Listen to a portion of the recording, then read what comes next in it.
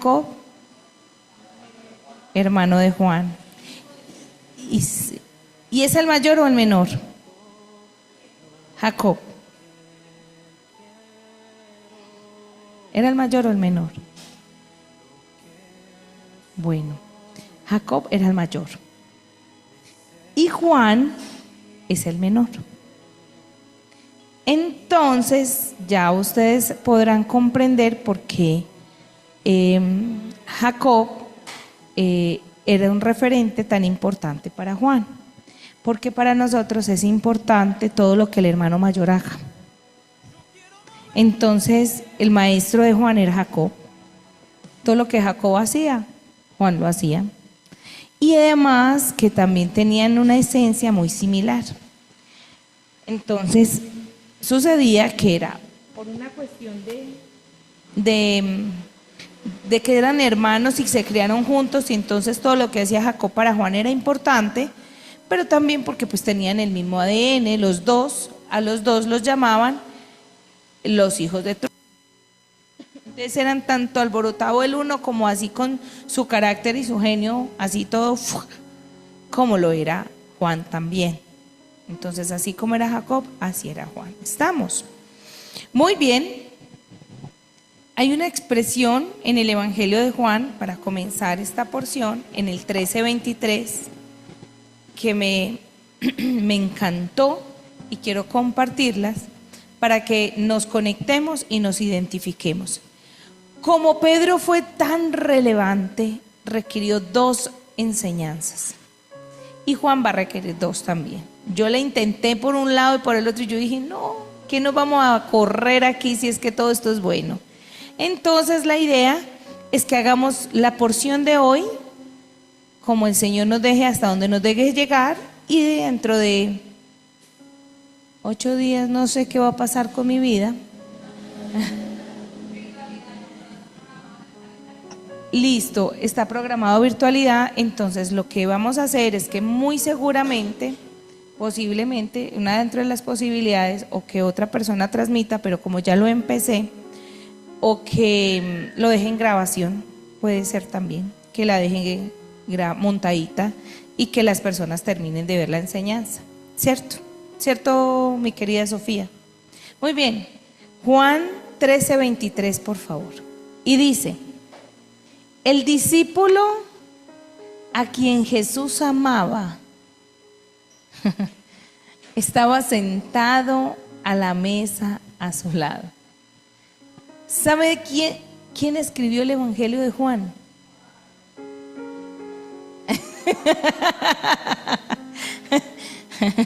Yo creo que todos hubiéramos escrito también así, ¿o no? El discípulo a quien Jesús amaba estaba recostado al lado de Jesús. Yo pienso que el solo hecho de que Juan expresara este detalle, mira Reina Valera y dice: y uno de sus discípulos, al cual Jesús amaba, estaba recostado al lado de Jesús. Y yo pienso que en la última cena lo han dibujado así. Y si Sofía me regala una última cena, vemos cómo él estaba a un ladito. Pero cuando dice el discípulo al cual Jesús amaba, es que si había algo que Juan sabía, era el amor de Jesús por él. Es decir, él no lo dudaba. Esto nos tiene que servir a nosotros en esta noche, porque muchas veces nosotros somos: ay, yo no sé si me ama, ay, yo no sé. Pues por lo menos yo a mi esposo le pregunto todos los días que si me ama. Claro que cuando estoy brava no le pregunto que si me ama, porque no me importa si me ama o no me ama. Pero normalmente le digo: ¿usted me ama? Y él dice: sí, mucho. Ay, a uno como le gusta escuchar eso. El amor de la mujer que entra por el oído, y es uno ahí todo endulzado, y uno: ay, él me ama. Pero Juan no dudaba del amor de Jesús. Es decir, él la tenía súper clara, tanto que puso en el detalle eso. Y que en el momento en que él expresa es porque ya ha tenido unas experiencias que lo han confirmado. Yo iba a ver si Sofía sí nos iba a compartir la imagen. Muy bien.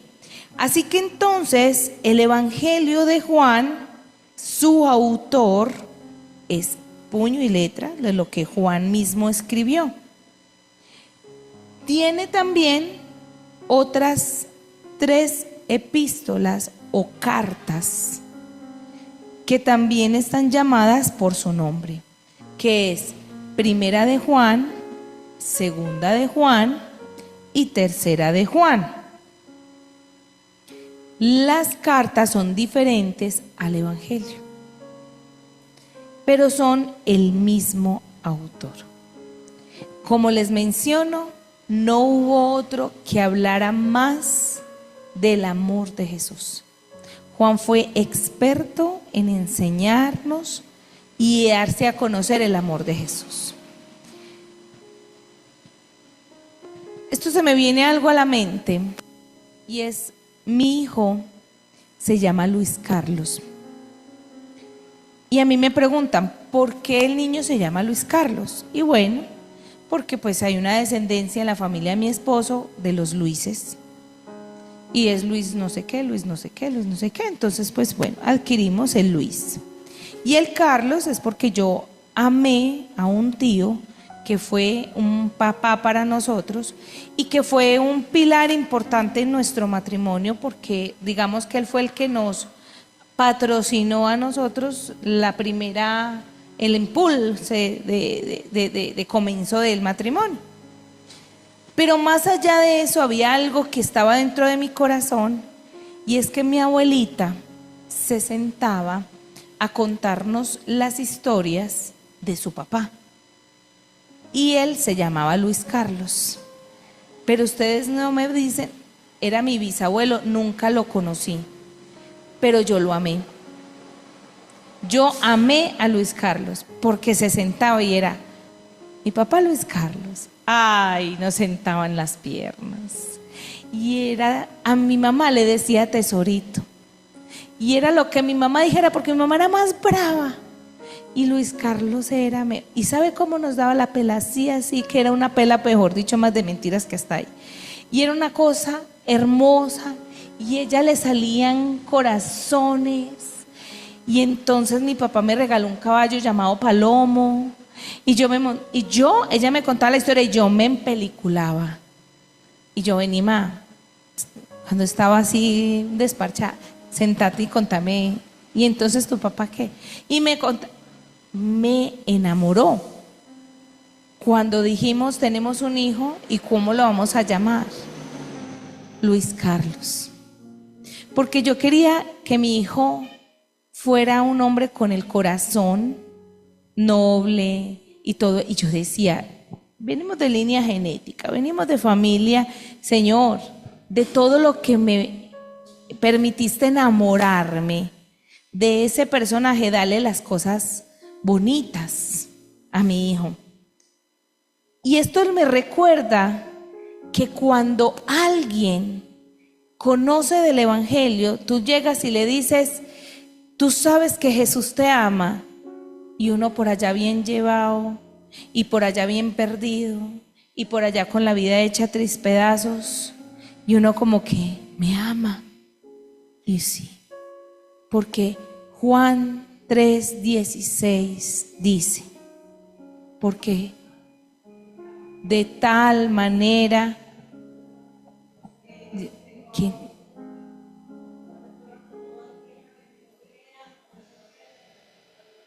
entonces los pastores Valencia me enseñaron algo.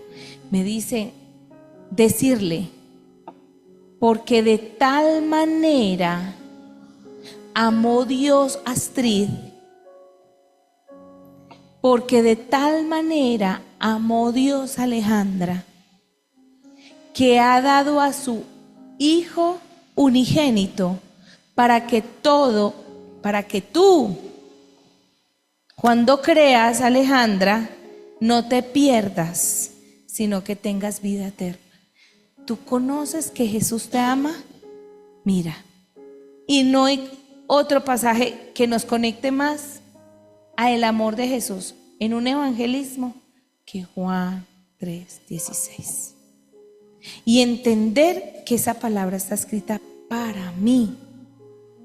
Entonces, cuando yo le digo a alguien y le entrego su Biblia por primera vez, ¿usted quiere conocer a Jesús? Lea el Evangelio de Juan. Porque Juan te va a acercar a Jesús.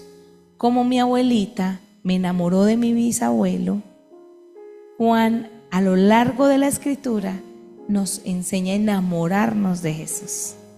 Porque es como Él lo expresa de una manera tan extraordinaria que uno se conecta con Él, ¿cierto? Entonces ahí entendemos que los evangelios y las cartas tienen un gran contenido de expresión de quién es Juan. Entonces yo pienso que si podemos decir, y uno de sus discípulos, al cual Jesús amaba, estaba recostado al lado de él. Y yo puedo decir, si estamos hoy reunidos en este lugar, ¿en cuál lugar de la mesa quisiéramos estar sentados? Yo pienso que todos anhelamos estar al lado de Él, recostado a Él. Cuando Jesús se manifestó en forma humana, pues era carnita, pero Él ahora es espíritu en medio de nosotros. Así que para los discípulos les tocó muy duro, porque era una persona, era un Dios, pero era una persona. A nosotros nos da el privilegio de que Eliana puede estar recostada a Él de la misma manera que doña María Eugenia, porque Él está con ella y está conmigo. Por eso es que cuando los discípulos no entendían por qué se tenía que ir, Él dijo, a ustedes les conviene que yo me vaya, porque cuando yo me vaya, a ustedes les va a venir uno que siempre estará con ustedes. Será el ayudador, el consolador, el abogado defensor. Es el Espíritu Santo, quien les confirmará que ya no serán más huérfanos y que podrán decirle Abba a Padre, ¿cierto?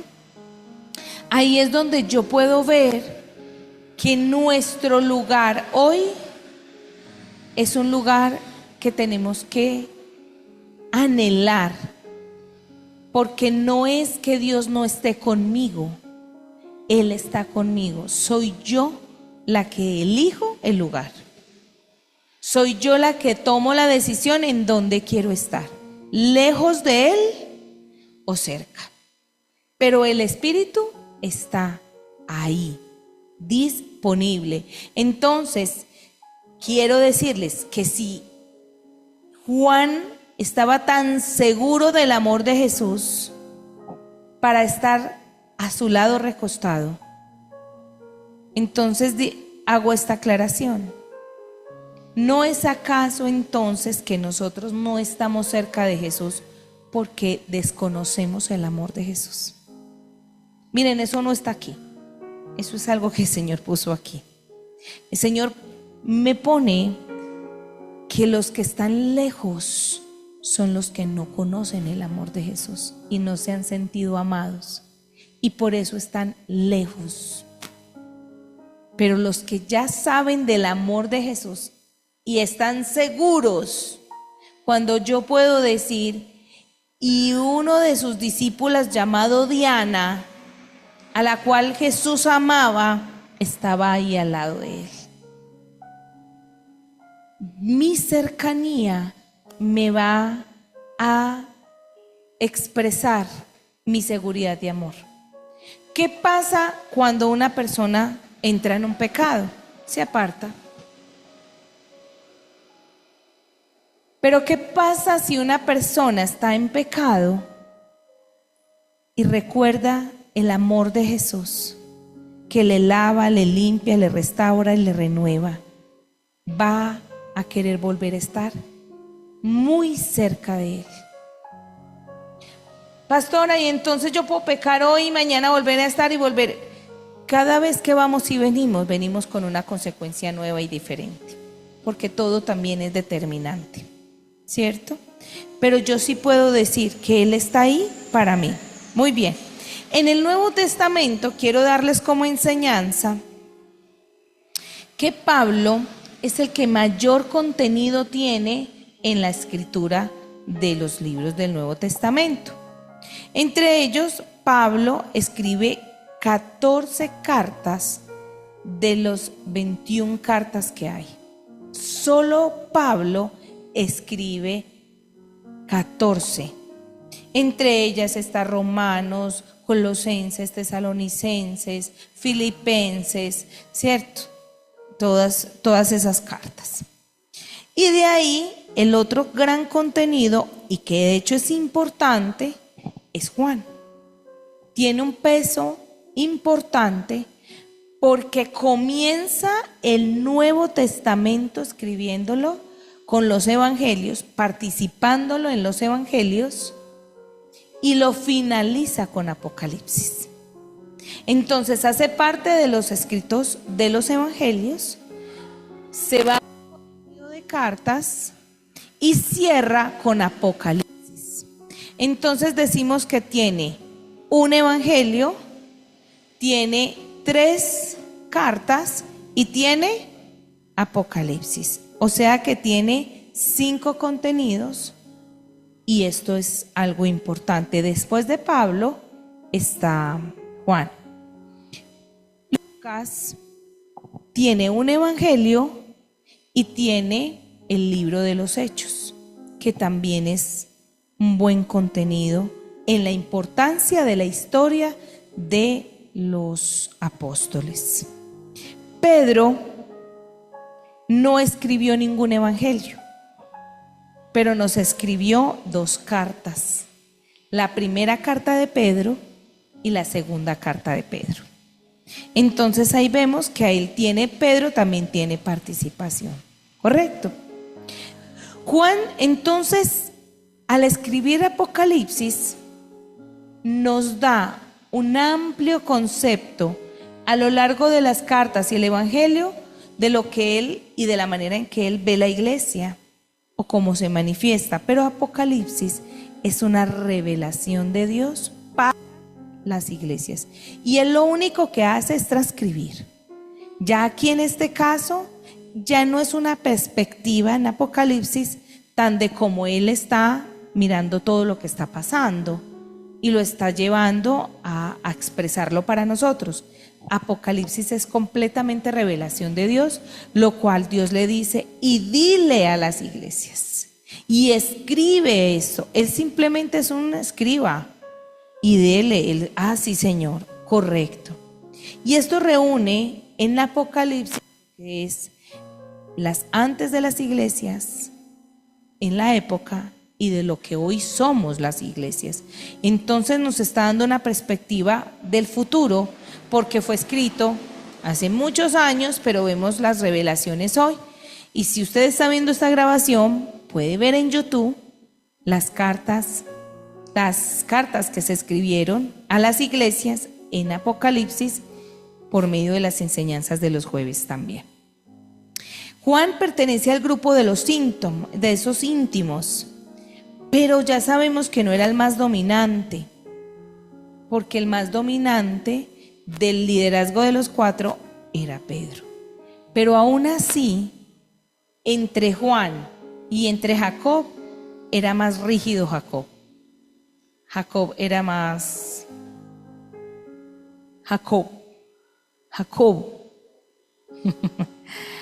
Jacob era más rígido. Entonces, digamos que Juan adquirió muchas cosas del temperamento de Jacob. Siempre estaban juntos, eran hermanos. Entonces, ustedes los ven juntos y usted los ve muy similares. Juan era ese hermano menor y eso hacía que de alguna manera le permitía en el contexto, ustedes saben que los hermanos mayores también tienen un rango como de respeto. Entonces Juan también le permitía ahí como a Jacob permitirle ahí como tener, digamos como ese apoyo, ese consejo. Este personaje que hoy estamos hablando tiene un antes y un después. Y a mí me llama mucho la atención porque aún diciendo que es el evangelio del amor, y ya vimos cómo él se sentía tan amado, realmente en el principio, cuando fueron reunidos entre los 12, no era el mismo hombre que cuando escribió en Apocalipsis. Es decir, fue un hombre que le tocó duro la transición de la formación del carácter. Porque así como Pedro no le era tan fácil, o sea, tú ves a Juan y tú dices, Juan era muy lindo, era hermoso, mira cómo era de amado.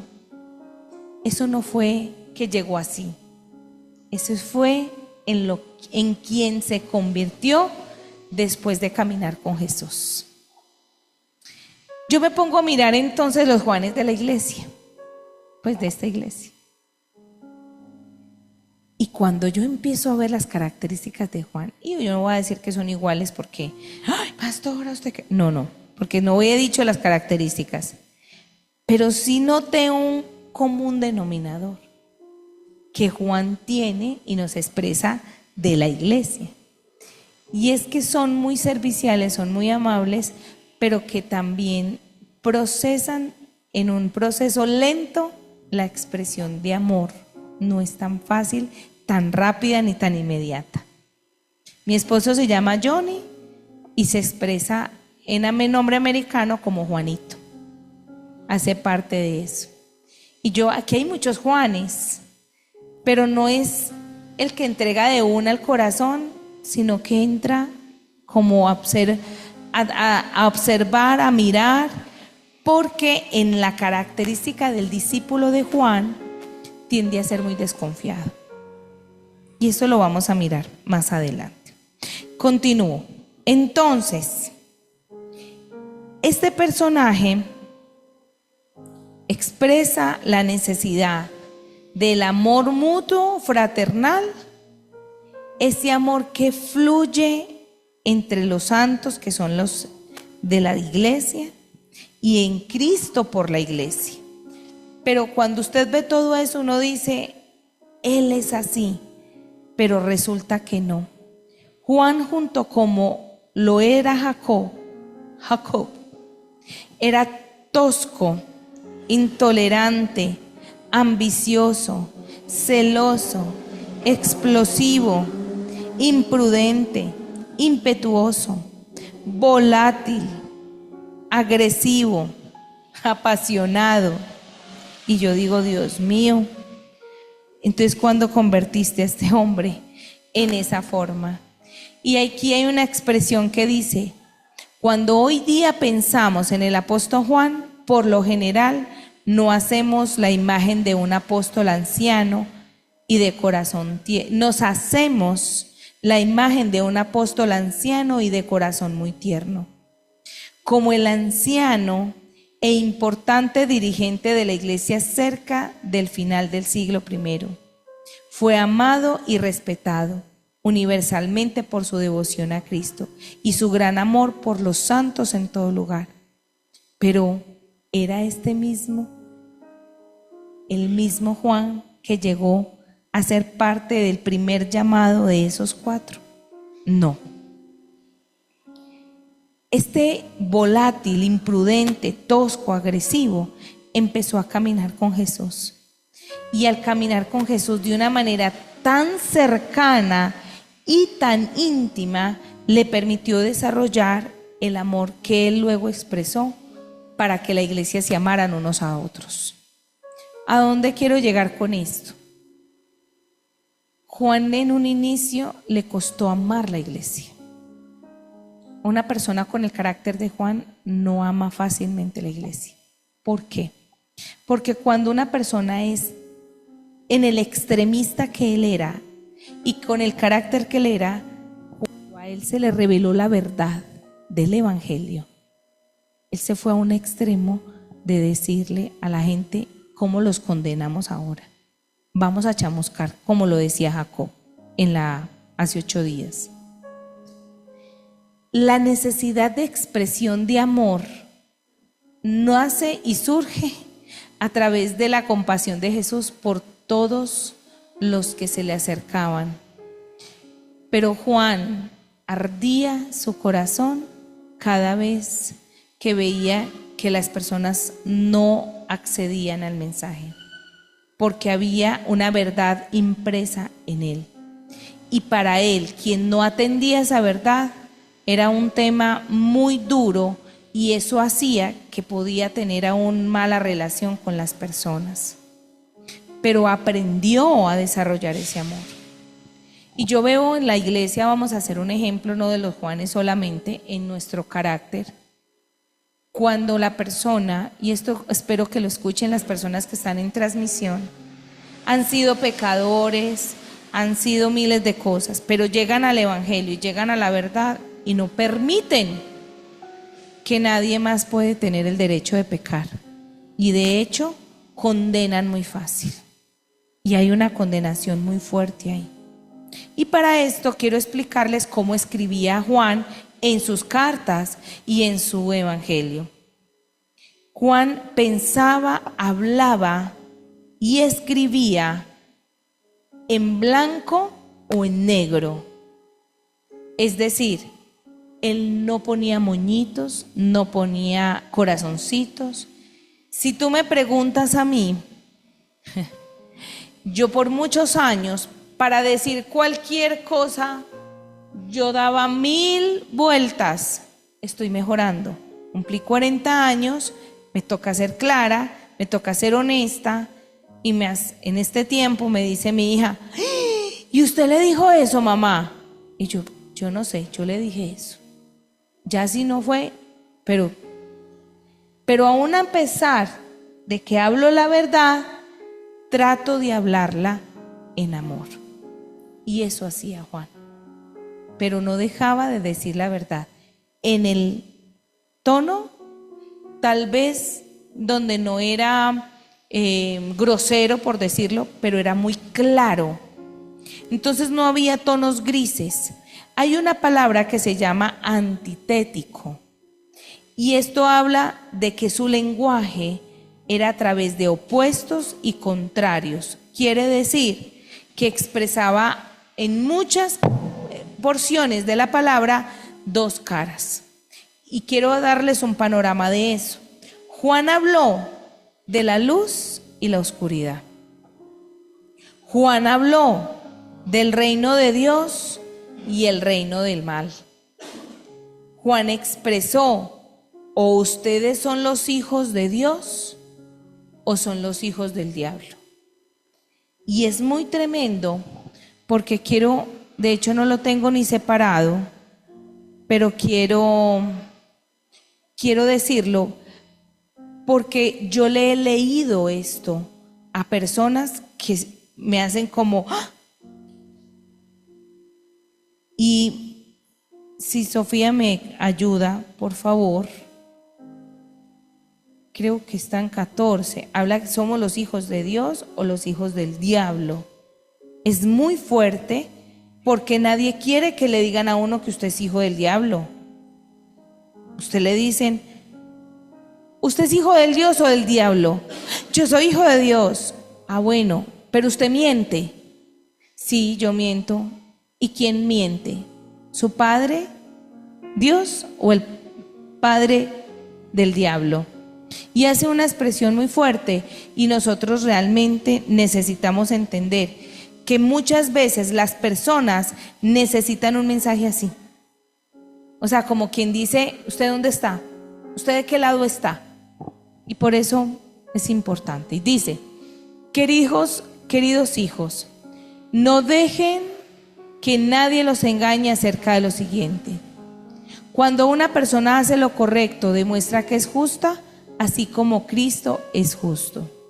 Sin embargo, cuando alguien sigue pecando, demuestra que pertenece al diablo, el cual peca desde el principio, pero el Hijo de Dios vino para destruir las obras del diablo.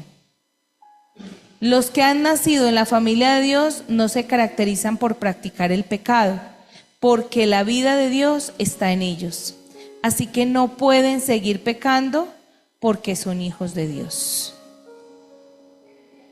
Y hay otro.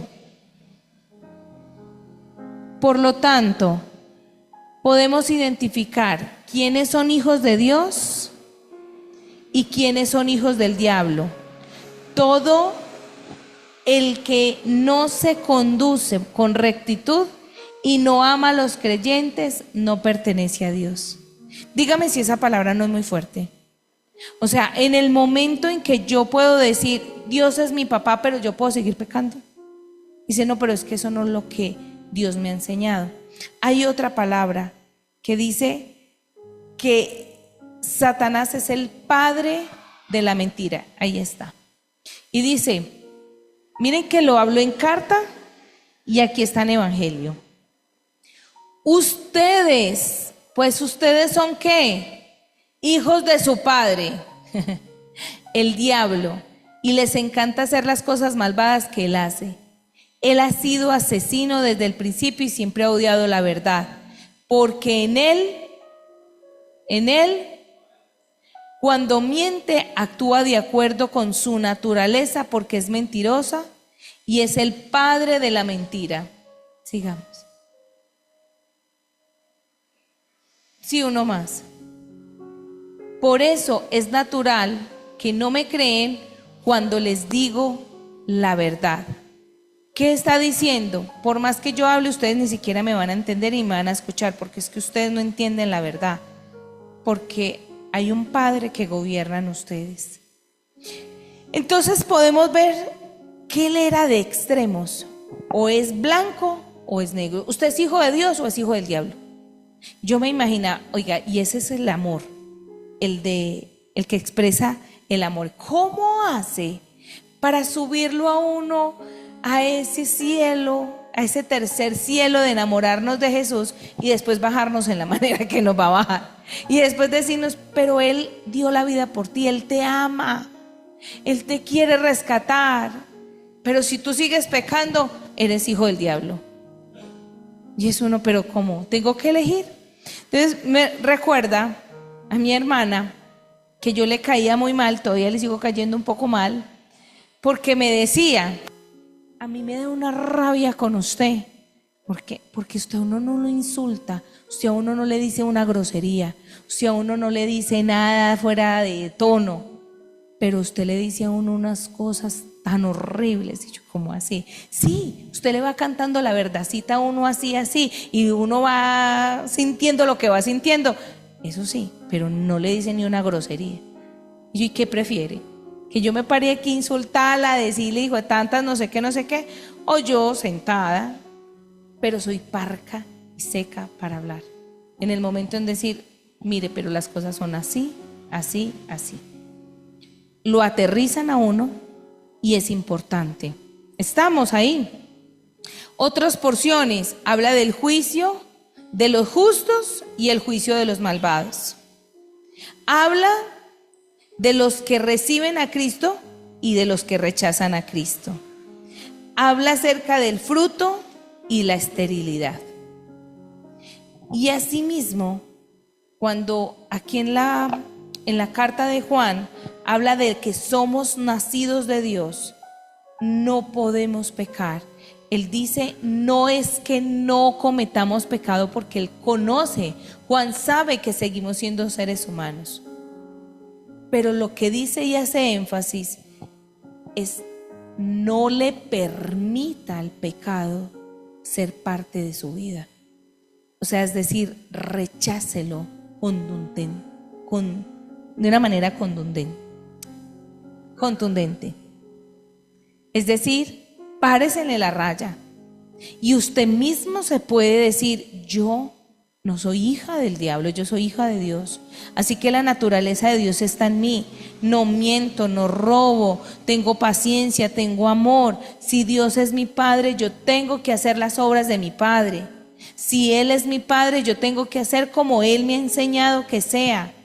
Y si el diablo vino a robar, a matar y a destruir, yo vine a edificar, a sanar y vine a hacer todas las obras contrarias. ¿Estamos? Juan 4, 4, 5, por favor. Dice, en el camino tenía que pasar por Samaria. ¿Sí? ¿Será? Muy seguramente. Sí, gracias. Primera de Juan 4:4 y dice, pero ustedes, mis queridos hijos, pertenecen a Dios. Ya lograron la victoria sobre esas personas, porque el espíritu que vive en ustedes es más poderoso que el espíritu que vive en el mundo. Esas personas pertenecen a este mundo, por eso hablan desde el punto de vista humano. Y el mundo les presta atención. En el momento en que esto es determinante, en Juan es un tipo de consejería tan común. Pastora, yo no puedo con esto. Pastora, mire que esto me pasó porque allí me dijeron, pastora. Y es decirle, Juan, ¿y quién es el que vive en usted?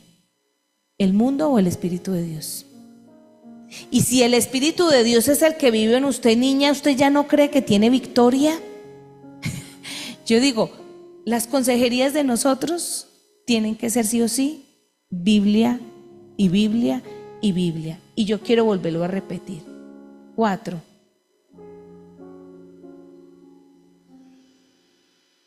Les anunciamos al que existe desde el principio. No.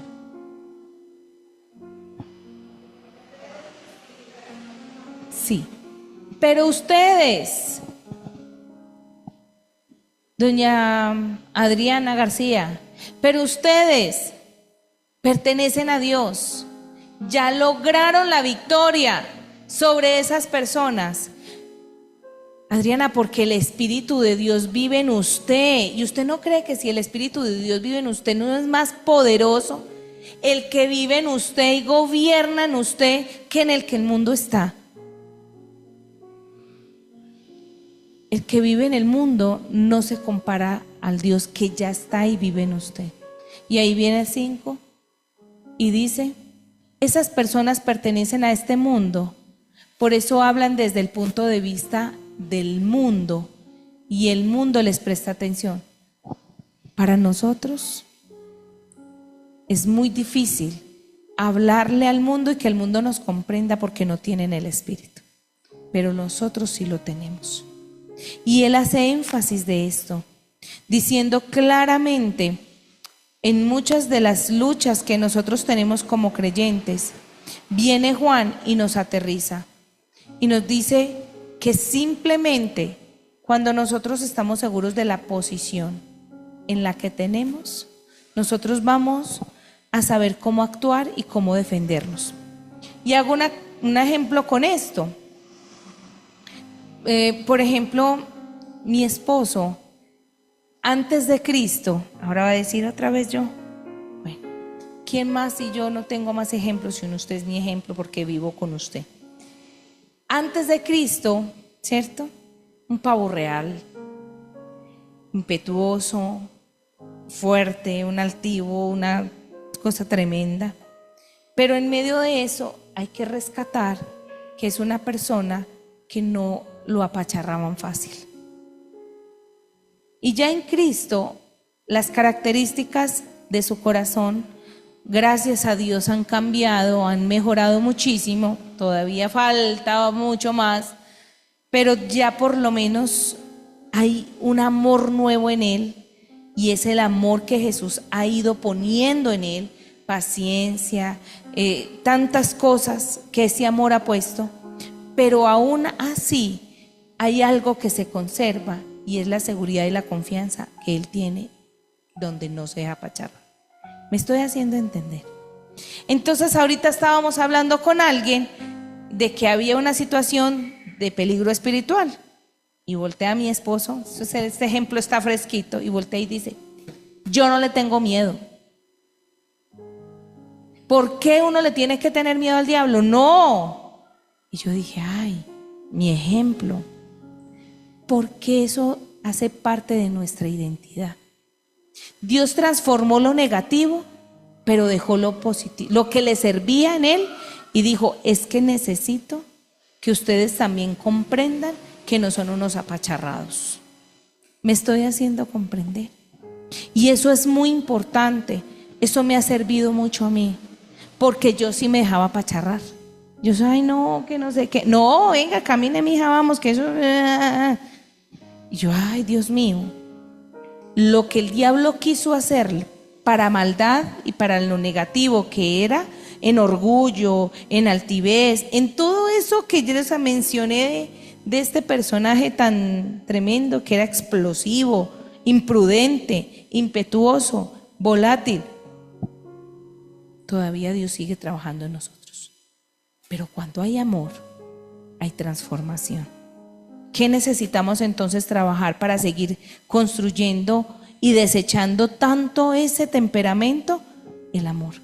Entre más amor tengamos, más vamos a saber que lo otro se va descartando. Muy bien. Así que entonces, aquí él era blanco y negro. Ya dijimos que él hablaba champumpan, claro, y no suavizaba las cosas. Mi esposo más que yo. Yo empiezo: bueno, es que no sé qué. Y mi esposo: diga la verdad, dígale lo que le va a decir. Es que usted lo que le quiere decir es esto. Y es uno como: ya lo dijo, ¿por qué no esperó para decirlo más suavecito? Juan era así. Entonces vemos un ejemplo muy especial. Segunda carta de Juan, del 9 al 11.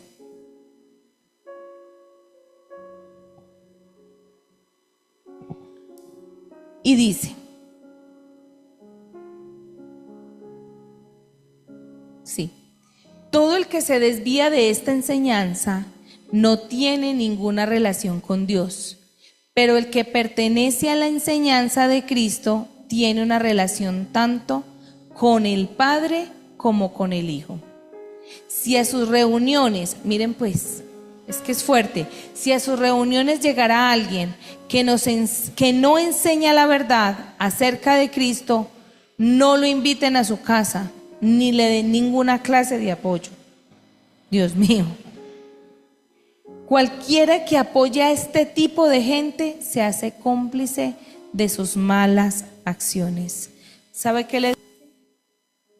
Mucho cuidado, no sea torcido. Esté pendiente, mire con quién anda. Y si usted sabe que él no está hablando la verdad, ¿por qué lo va a invitar a su casa? Si él habla la mentira. ¿Saben cuántas veces él dice la palabra verdad? Él es de los que más habla acerca de esta expresión. En el Evangelio habla 25 veces y hace mención de la palabra verdad. Si no hablan la verdad, si no predican la verdad, si no creen la verdad, y lo dice muy claro, en el mundo no van a aceptar ni a recibir ¿qué? La verdad. En las cartas habla 20 veces de la verdad. Así que para él era importantísimo que quede claro lo que él está tratando de llegar al corazón de la gente. Es así y punto. Hay un ejemplo que quiero traer y está en Marcos 9:1 y habla de una experiencia que Jesús les permitió vivir a Pedro, a Juan y a Jacob. y es en el monte de la transfiguración. Y dice lo siguiente: Jesús continuó diciéndole, les digo que algunos de los que están aquí ahora no morirán antes de ver el reino de Dios llegar con gran poder. Cuando Él dice eso, está diciendo, prepárense que les voy a vislumbrar, a ver algo de lo que eso va a ser manifiesto después. Dice, 6 días después, Jesús tomó a Pedro, a Santiago y a Juan y los llevó a una montaña alta para estar a solas. Mientras los hombres observaban, la apariencia de Jesús se transformó y su ropa se volvió blanca y resplandeciente, más de lo que cualquier blanqueador terrenal jamás podría lograr. ¿Ya? Okay. Aparece Elías y Moisés. Sí. Después aparecieron Elías y Moisés y comenzaron a conversar con Jesús. Ustedes imagínense a Pedro, a Santiago y a Juan. Así. Jesús resplandeciente de blanco, hablando con Moisés en un monte. Y uno como que, ¿qué está pasando aquí? Eso es una experiencia sobrenatural. Quiero seguir. Y comenzaron a conversar con Jesús. Pedro exclamó, Rabí, es maravilloso que estemos aquí. Hagamos 3 enramadas como recordatorios, una para ti, una para Moisés. Pedro siempre metiendo las patas. Él estaba viviendo la experiencia más magnífica. Recíbela, espérese a ver qué va a hacer Jesús. Y otra para Elías, siga. Dijo esto porque realmente no sabía qué otra cosa decir, pues todos estaban aterrados. O sea, volvemos a esto. Esto se llama Shekinah y es la gloria de Dios manifiesta. ¿Por qué quiero hacer énfasis en esto? Porque en el monte de la transfiguración pasa una experiencia tan sobrenatural, tan especial, que estaban ahí todos y se abren los cielos, viene una gloria, ese resplandor en Jesús y ese, yo me imagino que cambian los aires, ellos se le pararon los pelos. Yo me imagino que ahí eso estaba una cosa aterradora del susto, del miedo, pero al mismo tiempo de lo extraordinario y hermoso que era, algo que los ojos humanos no experimentan. Viene Jesús, habla con Elías, habla con Moisés y todos son. No se espabilan. Después Pedro mete las patas porque es un imprudente, como bueno, aquí pongámosle acción a esto, ¿qué hay que hacer o qué? ¿Saben qué les quiero decir con esto? Y guárdenlo en sus corazones. Algo que me decía el Señor. No todos van a poder experimentar lo sobrenatural. Esto a mí me impactó mucho. Porque Él fue y eligió a los 3 más íntimos. Y yo he tenido experiencias sobrenaturales. Es aterrador que tú salgas de ahí, como Jesús le dijo a sus discípulos, pero no le digan a nadie. O sea, imagínese usted salir de ahí así, de lo que acaba de ver, y usted no puede decir a nadie lo que acabó de ver. Y cuando yo hago énfasis en que yo he tenido experiencias, yo no he visto a Jesús hablando con Moisés y Elías, o sea, yo no he visto cosas como ellos que estaban en vivo y en directo. Pero sí he tenido la oportunidad de ver ángeles y de ver demonios. He tenido la oportunidad de estar en medio de ese Shekinah, orando y voltear a mirar y ver un demonio ahí parado. Y a donde quiero llegar es que cuando tu relación con Dios se convierte en una relación tan íntima, Él te va a permitir experimentar muchos momentos sobrenaturales.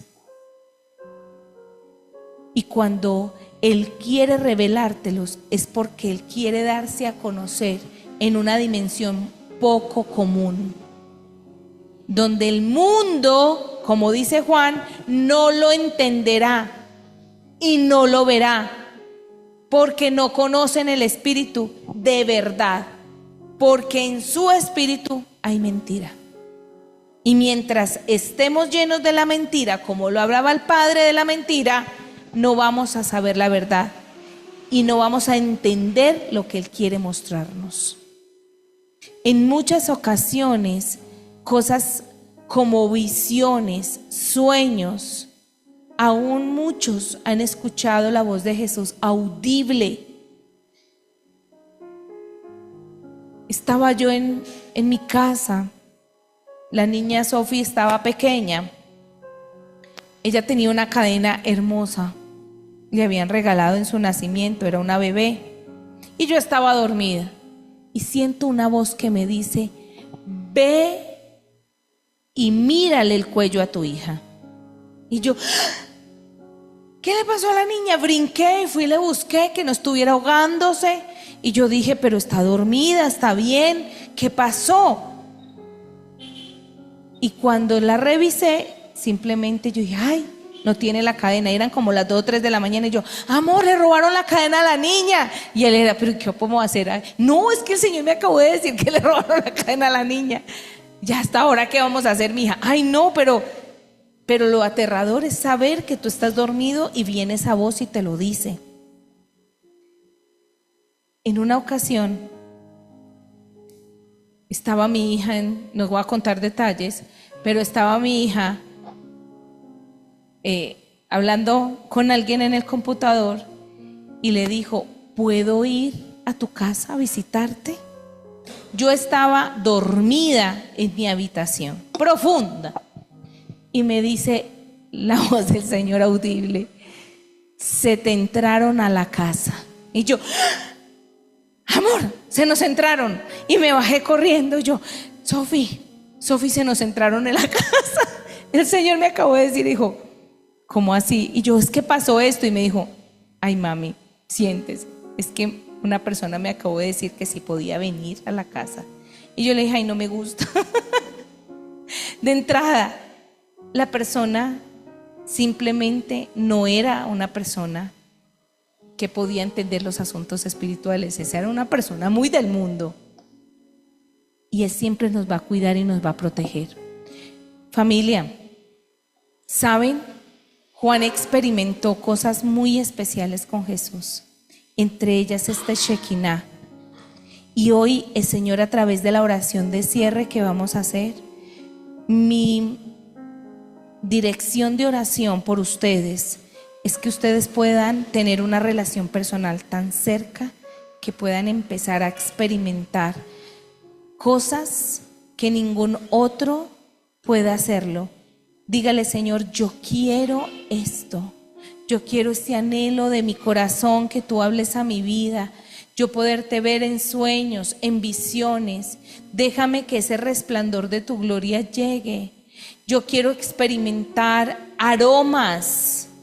Yo quiero experimentar, Señor, aún la guía de tu Espíritu de una manera tan precisa.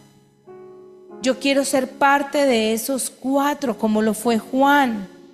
Y Juan estaba recostado en el pecho de Jesús. Quiere decir que el lugar era un lugar muy íntimo. Pero quiero cerrar con este versículo, porque me parece muy importante. Hubo 2 escenas muy puntuales de Jesús con Juan. Y una de ellas está en Marcos 9, 38.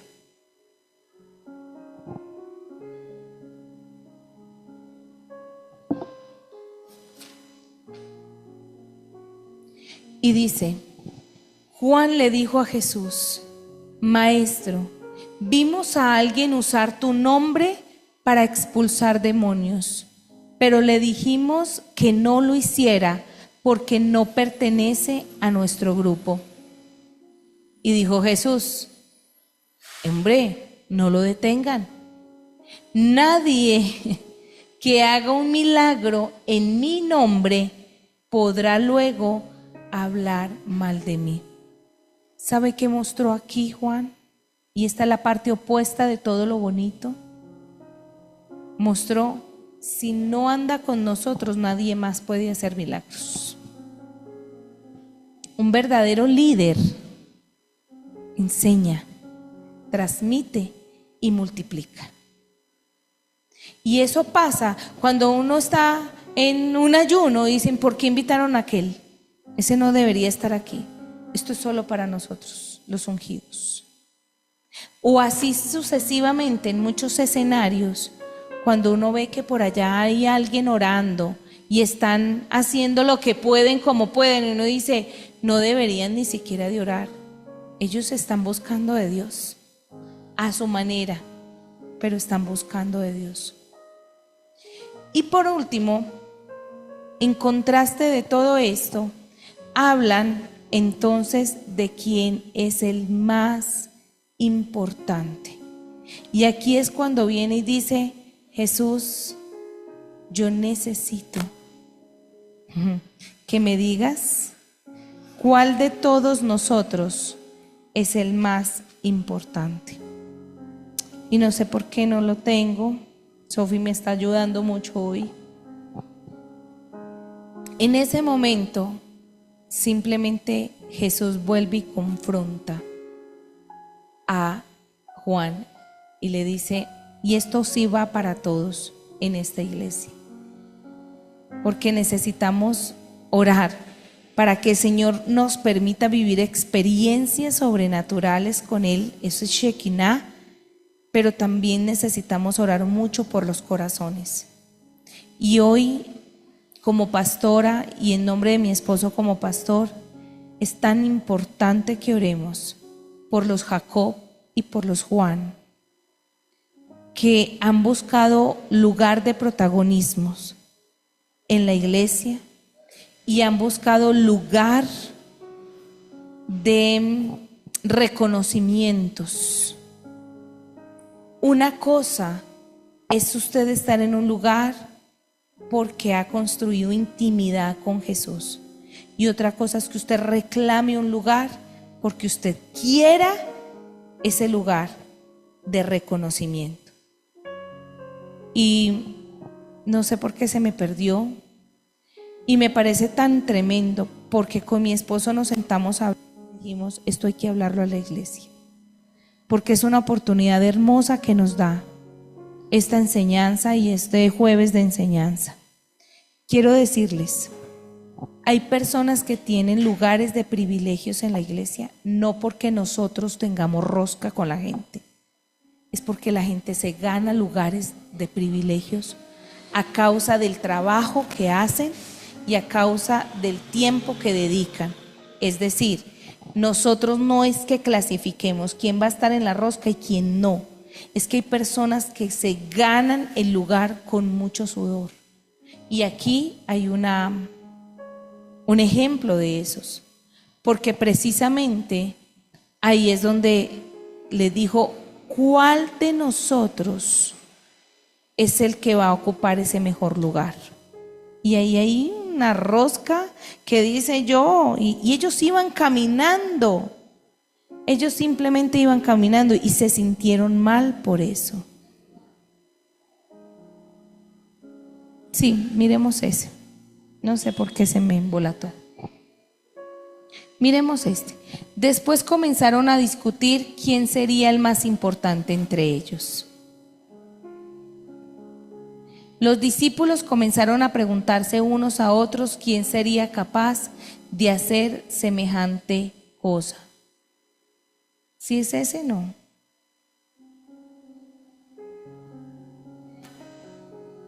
¿Cómo?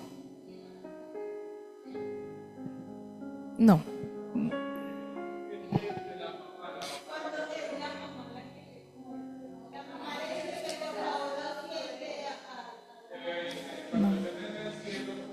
No.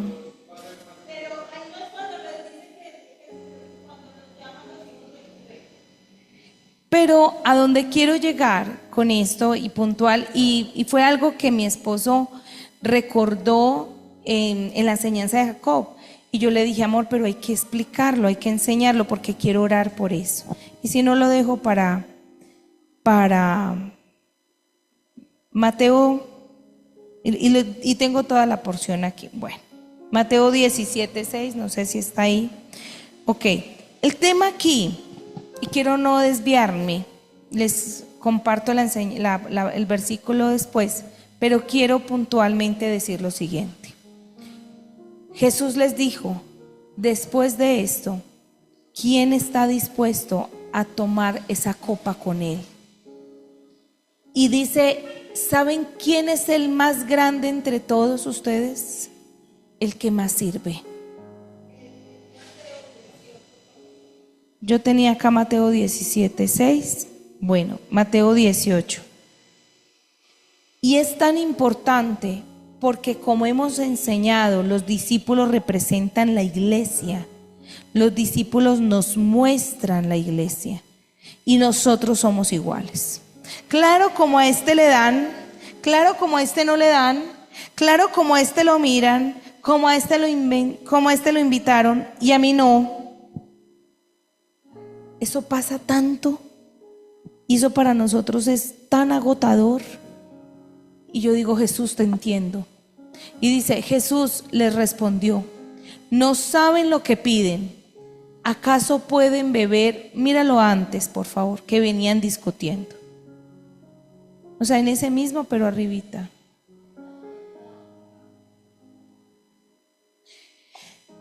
Ellos contestaron, cuando te sientes en tu trono glorioso, nosotros queremos sentarnos en lugares de honor a tu lado, uno a tu derecha y el otro a tu izquierda.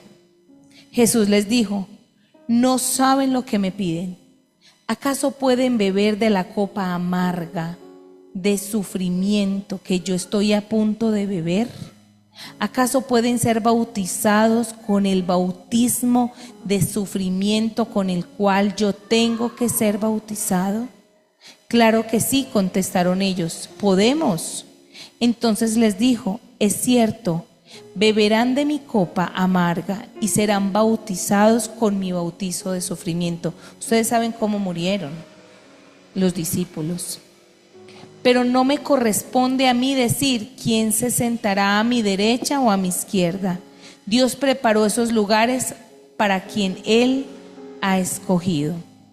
Cuando los otros 10 discípulos oyeron lo que Santiago y Juan habían pedido, se indignaron. Así que Jesús los reunió a todos y dijo, bueno, esta guachafita se acabó aquí. Esto aquí que yo tengo que la corona y que sí. No, a ver, yo les voy a aclarar esto ya. Ustedes saben que los gobernantes de este mundo tratan a su pueblo con prepotencia y los funcionarios hacen alarde de su autoridad frente a los súbditos. Pero entre ustedes será qué. Y leámoslo todos. El que quiera ser líder entre ustedes deberá ser sirviente. Y el que quiera ser el primero entre ustedes deberá ser esclavo de los demás. Entonces, no es que uno tenga lugares de privilegios, es que hay personas que se ganan lugares que uno ve que sirven más. ¿En cuanto a qué? En cuanto a su tiempo de entrega, su pasión, su amor. ¿Y cómo no va a venir una gratificación o recompensa en un momento en donde uno esté repartiendo un sándwich y hay gente que lleva 3 horas en la iglesia haciendo aseo, organizando de todo, y llega el otro, ay, claro, como a mí no me dieron sándwich y a ese sí? Ese momento él estaba sirviendo. Él lleva sirviendo más. Usted no sabe, él está aquí orando conmigo desde qué horas.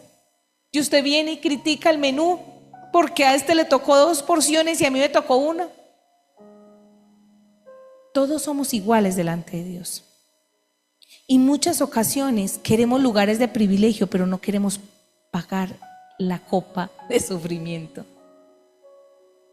Y hay copas de sufrimiento. Yo hago mucho reconocimiento a personas en la iglesia que llevan años con nosotros, años, añísimos, y han sido fieles en las buenas, en las malas. Cómo no, si han pasado copas de sufrimiento con nosotros y han servido en las buenas y en las malas a la iglesia y han estado ahí siempre. No quiere decir que entonces uno ame más a los unos que a los otros. Pero el corazón de Juan y Jacob, que era Santiago ahí diciendo: ¿será que entonces usted se sienta aquí en el trono, yo me siento aquí y el otro se puede sentar allá?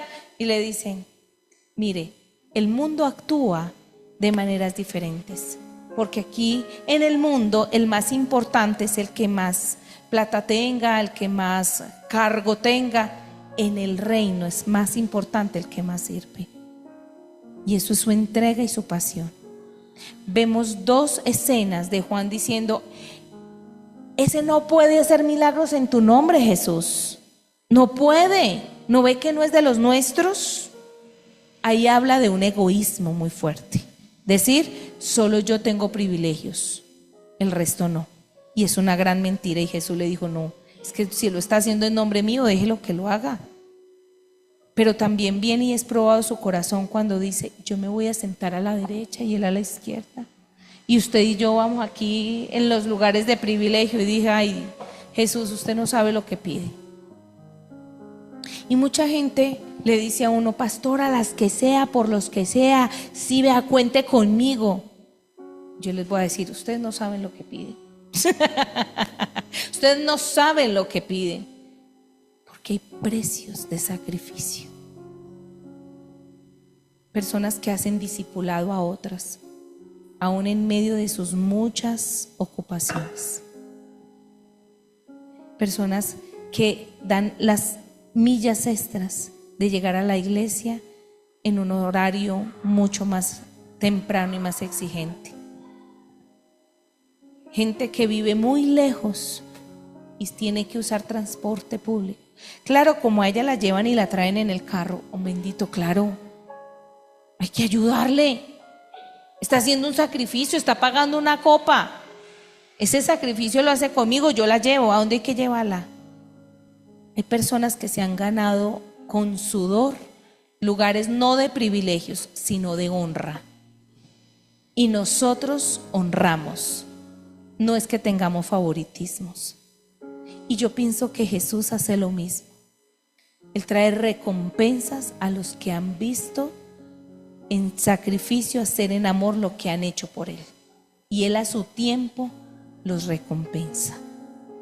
Y cuando menos piensa, llega recompensas, porque Dios ha dicho: he visto lo que has hecho por mí y has pagado la copa amarga conmigo de sufrimiento, porque aún en tu tiempo difícil has permanecido cerca de mí, no me has abandonado. Así que para ti habrá recompensa. Ay, mira ese tan de buena, está buena, usted no sabe por la que acabo de pasar. Y Dios le recompensó. Vamos a orar.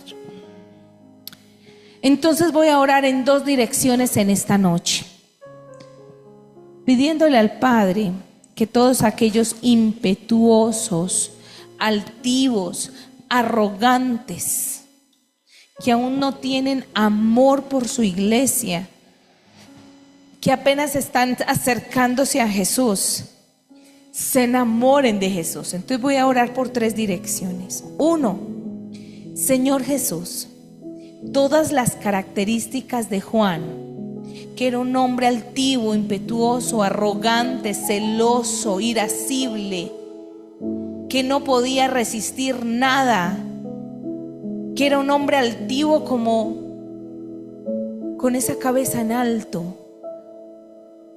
Señor, caminó contigo, estuvo contigo y tú lo enamoraste, tú le bajaste los humos. Tú dijiste: deja de ser tan altivo, que ese orgullo no te sirve de nada. Juan, ese hijo de trueno, el que se convirtió luego en el amado, fue un hombre transformado, pero que en su esencia él sabía quién era y tenía identidad. Y él no dudaba del amor de Jesús por él. Él confiaba del amor. Y yo puedo ver personas que Dios les responde las oraciones porque ellos saben que Dios les ama. Y conforme saben que Dios les ama, Dios les responde a sus oraciones porque tienen una relación de intimidad y muy personal de amor. Y muchos dicen, ese es muy de buenas. Y no es que sea de buenas, es que la persona ha decidido creer en el amor de Jesús y camina confiado y seguro de ese amor. Pero tenemos que permitirle a Dios que nos transforme, iglesia, en ese ímpetu, en esa altivez que tenemos todavía con esa cara levantada, ese orgullo. Hoy que Juan nos sirva de ejemplo de cómo entonces empezar a amar la iglesia. Aquí hay personas que llegan para amar a Jesús, pero les cuesta amar a la iglesia. Y uno les dice, vas a orar por tal persona, y es como, ay, es que no sé, a mí me gusta amar a Jesús, pero no amo la iglesia.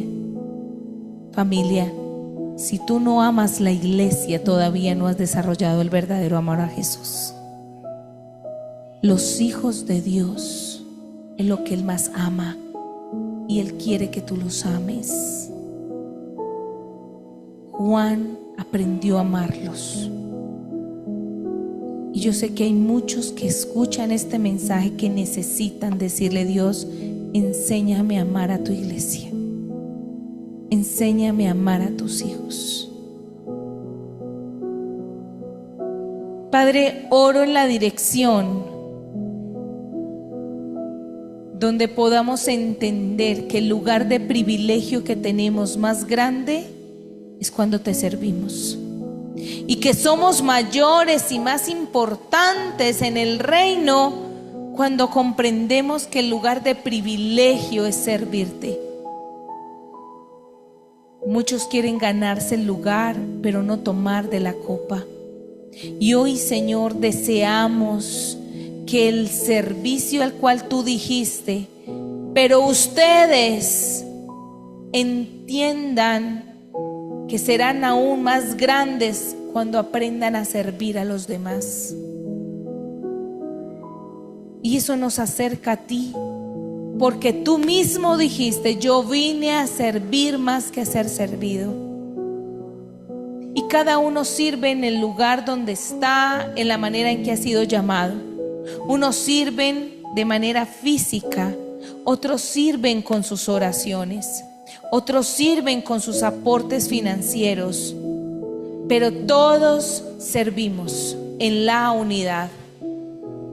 Y por último, vamos a anhelar poder estar tan cerca de Jesús que podamos ver y experimentar lo sobrenatural.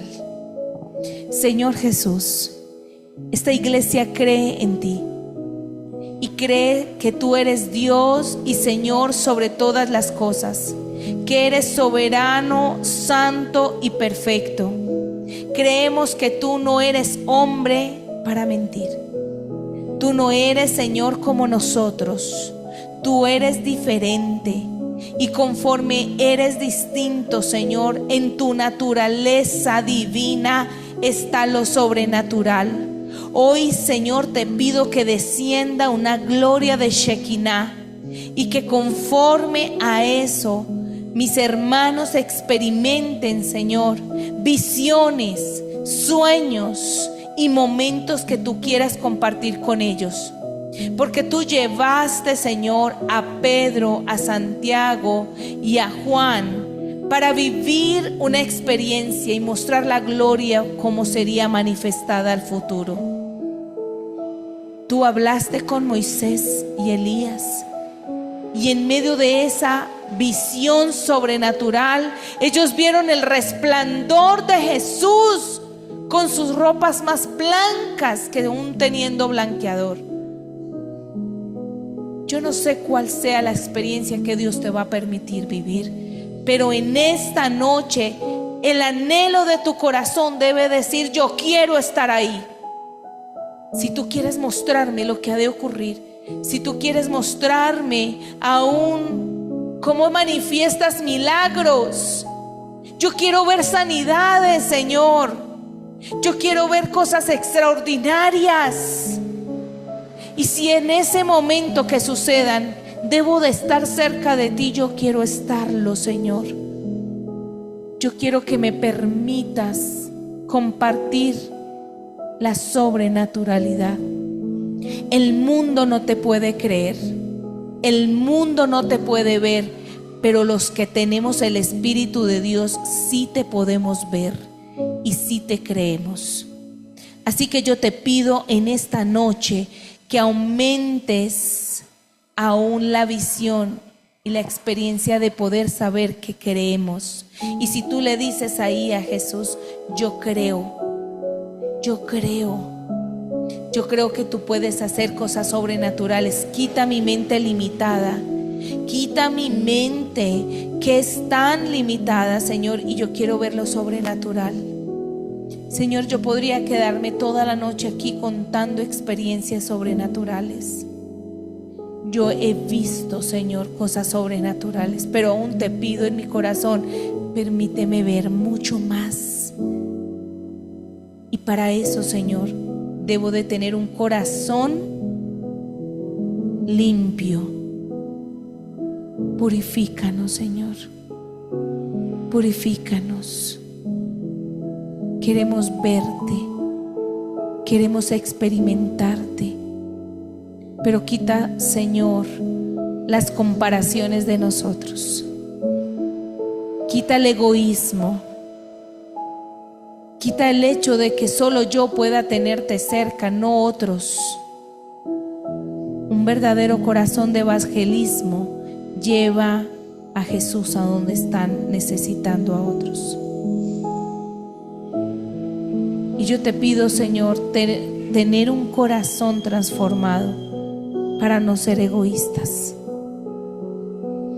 ni siquiera exigirte nada, sino simplemente decirte: si tú extiendes tu mano, Señor, yo quiero estar ahí para tomártela. No quiero estar lejos. Quiero respirarte. Quiero sentir tu fragancia. Quiero escuchar tu voz cuando lo susurres. Quiero no apartarme de ti. Quiero estar tan cerca de ti que tú puedas contar conmigo, y que cuando llames a alguien para hacer algo, yo esté dispuesto ahí para ti, diciendo: aquí estoy, Señor.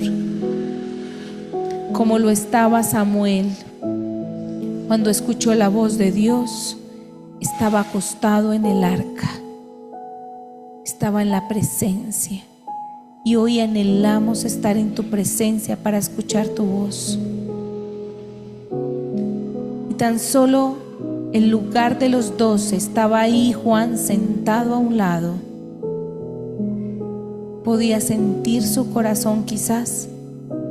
No lo hacemos por reconocimiento, familia. Aquí no venimos a decir: yo soy el más grande y más importante. No, aquí no venimos buscando reconocimientos. Aquí vinimos diciendo: Señor, si estoy cerca de ti es porque te quiero servir y quiero adorarte. No quiero que todo el mundo sepa. Quiero que tú sepas que cuentas conmigo. Te doy infinitas gracias. ¿Qué tal, Sofi, si solo colocas el coro cuando dice: yo te amo y yo te amo a ti? Y si lo decimos una vez más, que de verdad el corazón lo sienta: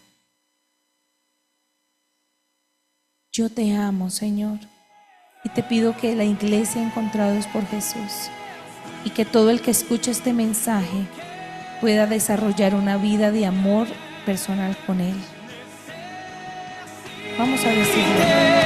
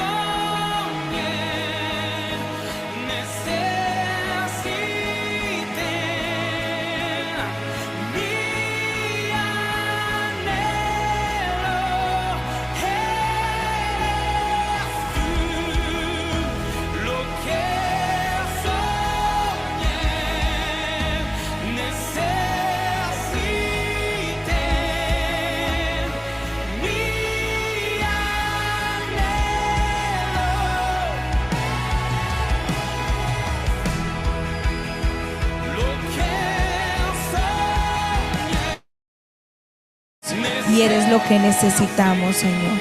Te damos infinitas gracias y te pido, Señor, que esta palabra haya llegado, Señor, a aquellas personas que necesitaban en esta noche este mensaje, Señor. Y llévalo a los lugares y a las personas, Señor, que tú sabes que les hablarás. En el nombre de Jesús. Amén y amén. Gracias, familia.